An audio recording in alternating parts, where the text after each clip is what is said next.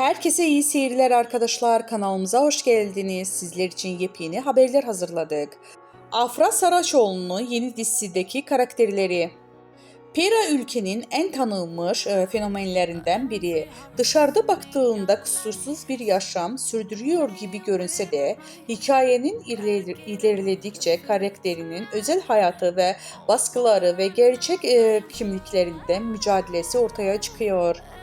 Dizide Afra Saraçoğlu'nun partneri olarak yer alan Ardınç ve Adam isimli gizemli bir karakteri canlandırıyor. Ayrıca dizinin hikayesinde Mecit karakteri de Pera'nın hayatında önemli bir yere sahip. Dizinin çekimleri tamamlandığı ve yayın tarihi kısa süre içinde açıklanması beklendiği bildirildi.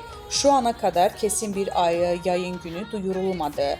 Ancak dizi Disney'de yayınlanması bekleniyor. Afra Saraçoğlu hayranları en çok merak ettiği konulardan biri de dizideki aşk hikayesi olduğu belirlendi.